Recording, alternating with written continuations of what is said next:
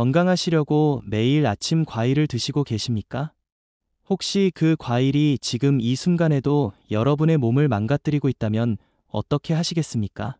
병원에서 혈압약을 받아 드시는 분, 당뇨약을 복용 중이신 분, 신장이 안 좋으신 분이라면 지금 당장 이 영상을 끝까지 보셔야 합니다. 오늘 아침 드신 그 과일이 바로 독이 될 수 있기 때문입니다. 지난달 응급실에 실려온 한 분의 이야기입니다. 70대 초반의 그 할머니는 새벽에 갑자기 가슴이 답답하고 숨이 차서 응급차를 타고 오셨습니다. 검사 결과 혈중 칼륨 수치가 위험할 정도로 높았습니다. 심장 박동이 불규칙했습니다. 자칫하면 심정지가 올 수도 있는 상황이었습니다. 의료진이 급히 물었습니다. 무엇을 드셨냐고 말입니다. 할머니는 대답하셨습니다.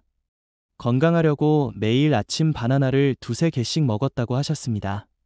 텔레비전에서 바나나가 좋다고 해서 열심히 드셨다고 했습니다. 의사는 고개를 저었습니다. 할머니는 만성 신부전 환자였습니다. 신장 기능이 많이 떨어진 상태였습니다. 그런 분이 칼륨이 높은 바나나를 매일 먹으면 안 된다고 누차 말씀드렸었는데 잊으셨던 것입니다. 과일은 건강에 좋다고 알려져 있습니다. 비타민과 미네랄이 풍부하다고 합니다. 항산화 물질도 들어있다고 합니다. 그래서 많은 분들이 건강을 위해 과일을 많이 드십니다. 특히 나이 드신 어르신들은 과일이 약처럼 여겨집니다. 하루에 한 접시씩 드시는 분들도 계십니다. 하지만 이것이 독이 될 수 있습니다. 60세가 넘어가면 우리 몸은 변합니다. 젊었을 때와는 다릅니다. 신장 기능이 떨어집니다. 간 기능도 약해집니다. 소화 능력도 줄어듭니다. 약을 복용하는 경우도 많아집니다. 이런 상황에서 잘못된 과일 섭취는 심각한 문제를 일으킵니다. 오늘은 60세 이상 어르신들이 절대 조심해야 할 과일들을 알려드리겠습니다. 첫 번째는 방금 말씀드린 바나나입니다. 많은 분들이 바나나를 좋아하십니다. 달콤하고 부드러워서 먹기 좋습니다. 소화도 잘 됩니다. 변비에도 좋다고 알려져 있습니다. 하지만 바나나에는 함정이 있습니다. 바로 칼륨 함량이 매우 높다는 것입니다. 칼륨은 우리 몸에 필요한 미네랄입니다. 근육과 신경이 제대로 작동하려면 칼륨이 필요합니다. 심장 박동도 칼륨으로 조절됩니다. 건강한 사람에게는 문제가 없습니다. 신장이 여분의 칼륨을 걸러서 소변으로 배출하기 때문입니다. 하지만 신장 기능이 떨어진 분들은 다릅니다. 신장이 약해지면 칼륨을 제대로 배출하지 못합니다. 혈액 속에 칼륨이 쌓입니다. 이것을 고칼륨혈증이라고 합니다. 초기에는 증상이 없습니다. 그래서 더 위험합니다. 모르고 지나갑니다. 하지만 칼륨 수치가 계속 올라가면 문제가 생깁니다. 근육이 약해집니다. 손발이 저립니다. 메스꺼움이 옵니다. 더 심해지면 심장에 영향을 미칩니다. 심장 박동이 불규칙해집니다. 맥박이 느려지거나 빨라집니다. 가슴이 두근거립니다. 숨이 차오릅니다. 최악의 경우 심장이 멈출 수 있습니다. 갑작스러운 심정지로 이어질 수 있습니다. 생명이 위험해지는 것입니다. 특히 주의해야 할 분들이 있습니다. 만성 콩팥병 환자입니다. 신장 기능이 떨어진 분들입니다. 당뇨병으로 인한 신증이 있는 분들도 조심해야 합니다. 고혈압으로 신장이 손상된 분들도 마찬가지입니다. 또한 특정 약물을 복용하는 분들도 위험합니다. 혈압약 중 일부는 칼륨 수치를 올립니다. 심장약을 드시는 분들도 주의가 필요합니다. 바나나 외에도 칼륨이 높은 과일들이 있습니다. 멜론, 키위, 아보카도, 말린 과일들이 그렇습니다. 특히 말린 과일은 수분이 빠지면서 칼륨 농도가 훨씬 높아집니다. 건포도, 말린 살구, 대추 같은 것들입니다. 건강하다고 생각하며 간식으로 드시는 분들이 계시는데 위험할 수 있습니다. 그렇다면 어떻게 해야 할까요? 신장 질환이 있거나 관련 약물을 복용 중이시라면 바나나를 피하는 것이 좋습니다. 꼭 드시고 싶다면 반 개 정도만 드십시오. 매일 드시지 마시고 일주일에 한두 번 정도만 드십시오. 그리고 정기적으로 혈액 검사를 받아 칼륨 수치를 확인하십시오. 두 번째로 조심해야 할 과일은 자몽입니다. 자몽은 새콤달콤한 맛이 매력적입니다. 비타민 C가 풍부합니다. 다이어트에 좋다고 알려져 있습니다. 아침 식사로 자몽을 드시는 분들이 계십니다. 주스로 만들어 드시는 분들도 있습니다. 하지만 자몽은 매우 위험한 과일이 될 수 있습니다. 자몽의 문제는 약물과의 상호작용입니다. 자몽에는 특별한 화합물이 들어 있습니다. 이것이 간에서 약물을 분해하는 효소를 방해합니다. 그러면 어떻게 될까요? 약물이 제대로 분해되지 않습니다. 혈액 속의 약물 농도가 과도하게 높아집니다. 약을 과다 복용한 것과 같은 효과가 나타납니다. 60대 이상 어르신들은 대부분 약을 드십니다. 혈압약, 콜레스테롤약, 심장약을 드시는 분들이 많습니다. 이런 약들 중 상당수가 자몽과 상호작용을 일으킵니다. 가장 흔한 것이 혈압약입니다. 칼슘 채널 차단제라는 종류의 약입니다. 이 약을 드시는 분이 자몽을 먹으면 혈압이 급격히 떨어질 수 있습니다. 한 분의 사례입니다. 60대 중반의 남성분이었습니다. 고혈압으로 약을 드시고 있었습니다. 어느 날 마트에서 자몽을 샀습니다. 신선해 보였습니다. 비타민 보충도 할 겸 매일 아침 한 개씩 드셨습니다. 일주일 후 갑자기 어지러움이 찾아왔습니다. 일어서면 눈앞이 캄캄했습니다. 기운이 없었습니다. 병원에 가서 혈압을 재보니 너무 낮았습니다. 위험한 수준이었습니다. 의사가 최근 식습관 변화가 있었는지 물었습니다. 그제야 자몽 이야기를 했습니다. 의사는 바로 알아챘습니다. 자몽이 문제였습니다. 자몽을 끊으라고 했습니다. 며칠 후 혈압이 정상으로 돌아왔습니다. 아찔한 순간이었습니다. 자몽과 상호작용하는 약은 혈압약만이 아닙니다. 콜레스테롤을 낮추는 스타틴 계열 약물도 그렇습니다. 자몽과 함께 먹으면 근육통이 심해질 수 있습니다. 근육이 파괴되는 핵문근 융해증이 올 수 있습니다. 생명을 위협하는 심각한 부작용입니다. 심장약, 항우울제, 수면제도 자몽과 상호작용합니다. 더 큰 문제는 자몽의 효과가 오래 지속된다는 것입니다. 한 번 먹으면 이틀 정도 영향이 남습니다. 그러니 아침에 약을 먹고 저녁에 자몽을 먹어도 상관없다는 생각은 위험합니다. 시간을 두고 먹어도 소용없습니다. 약을 복용하는 동안에는 아예 자몽을 피해야 합니다. 자몽뿐만 아니라 자몽 주스도 마찬가지입니다. 오히려 주스가 더 위험할 수 있습니다. 농축되어 있기 때문입니다. 작은 양으로도 강한 효과를 나타냅니다. 시판되는 주스 제품에도 자몽이 들어간 경우가 있습니다.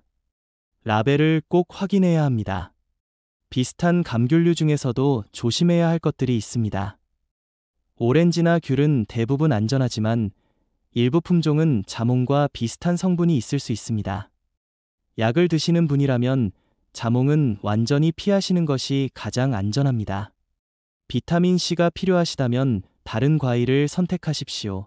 딸기, 키위, 파프리카에도 비타민 C가 풍부합니다. 굳이 자몽을 고집할 이유가 없습니다. 건강을 위해 먹는 과일이 독이 되어서는 안 됩니다. 세 번째로 조심해야 할 과일은 수박입니다. 여름이 되면 수박을 많이 드십니다. 시원하고 달콤합니다. 수분 보충에도 좋다고 생각하십니다. 한번 잘라놓으면 한두 쪽이 아니라 여러 쪽을 드십니다. 배가 부를 때까지 드시는 분들도 계십니다. 하지만 이것이 문제가 될 수 있습니다. 수박의 문제는 크게 두 가지입니다. 첫째는 당분입니다. 수박은 달콤합니다. 당도가 높습니다. 물론 수분이 많아서 같은 무게의 다른 과일보다 총당분은 과일에 대한 오해는 여기서 끝이 아닙니다. 많은 분들이 과일은 천연식품이니 아무리 먹어도 괜찮다고 생각하십니다. 하지만 천연이라고 해서 모두 안전한 것은 아닙니다. 독버섯도 천연입니다.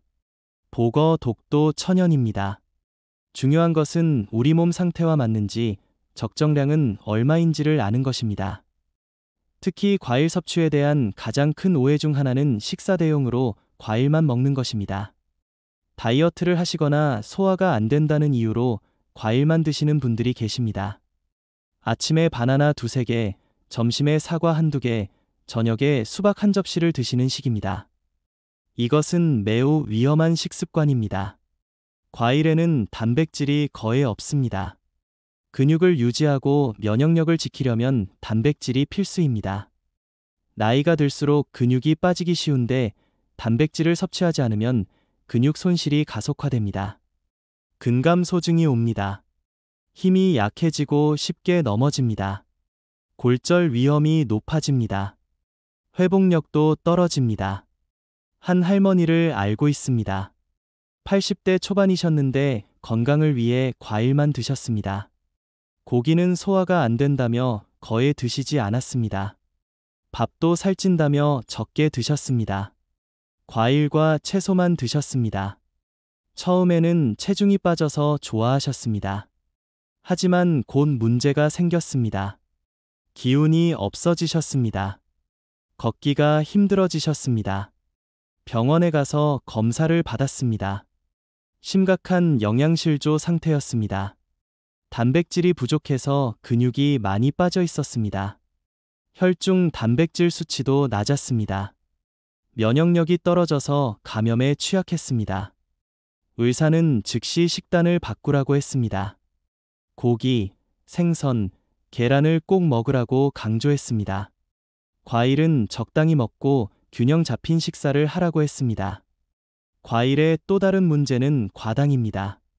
과일의 단맛은 과당에서 나옵니다. 과당은 포도당과 다릅니다. 포도당은 모든 세포가 에너지원으로 사용할 수 있습니다. 하지만 과당은 오직 간에서만 대사됩니다. 적은 양은 문제없습니다. 그런데 많은 양을 섭취하면 간에 부담이 됩니다. 과당이 과도하게 들어오면 간은 이것을 지방으로 바꿔 저장합니다. 지방간이 생깁니다. 요즘 비알코올성 지방간 환자가 늘고 있습니다. 술을 마시지 않는데도 지방간이 생기는 것입니다. 그 원인 중 하나가 바로 과도한 과당 섭취입니다. 과일을 너무 많이 먹거나 과일 주스를 자주 마시면 위험합니다. 지방간이 생기면 여러 문제가 따라옵니다. 인슐린 저항성이 증가합니다. 당뇨병 위험이 높아집니다. 혈중 중성지방이 올라갑니다. 나쁜 콜레스테롤도 증가합니다. 심혈관 질환 위험이 커집니다. 결국 과일을 건강하려고 먹었는데 오히려 건강을 해치게 되는 것입니다. 과일 주스는 특히 더 위험합니다. 생과일은 식이섬유가 있어 소화가 천천히 됩니다. 포만감도 줍니다. 하지만 주스는 식이섬유가 제거됩니다. 순수한 당분만 남습니다. 액체 상태라 흡수가 매우 빠릅니다. 혈당이 급격히 치솟습니다. 간에도 빠르게 도달합니다. 지방간을 만드는 가장 빠른 방법입니다. 시판되는 과일 주스는 더욱 문제입니다. 100% 과일 주스라고 써 있어도 안심할 수 없습니다. 농축액을 사용한 경우가 많습니다. 설탕이나 감미료가 추가되기도 합니다. 방부제도 들어 있습니다. 건강하다고 생각하며 마시지만 실제로는 당분 폭탄입니다. 탄산음료와 크게 다르지 않습니다. 착즙 주스도 마찬가지입니다.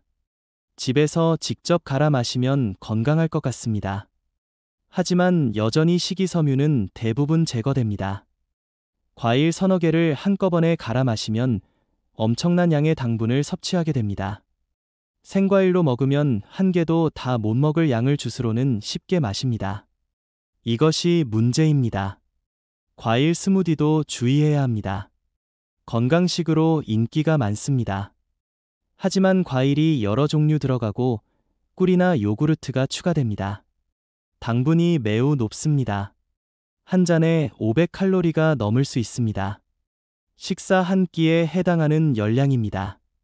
간식으로 마시면 열량 과잉이 됩니다. 그렇다면 어떻게 해야 할까요?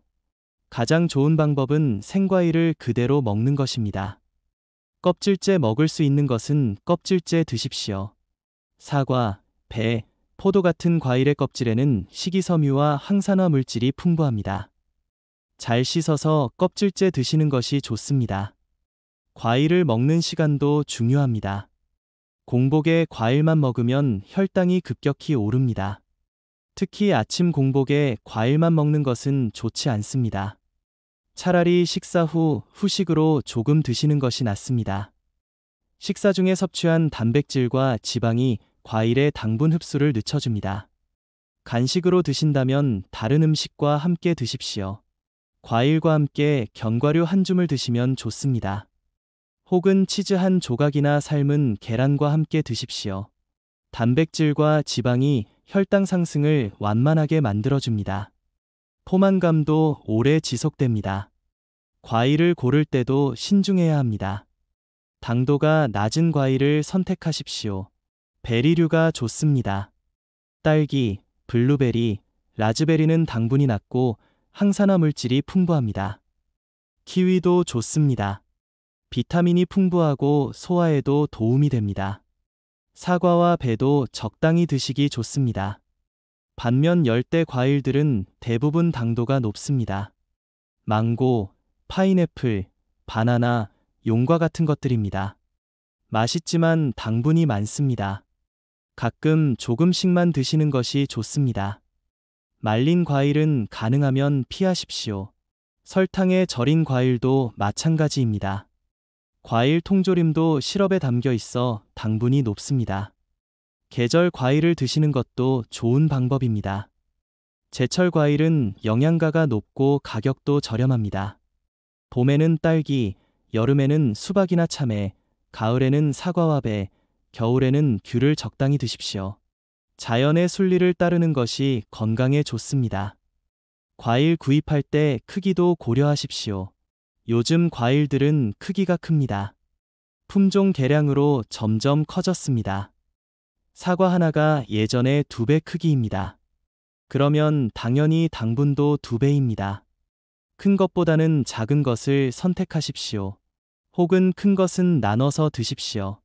보관 방법도 중요합니다. 과일은 신선할 때 드시는 것이 좋습니다. 오래 두면 영양소가 파괴됩니다. 비타민이 줄어듭니다. 하지만 일부 과일은 냉동 보관할 수 있습니다. 베리류는 냉동해도 영양가가 잘 유지됩니다.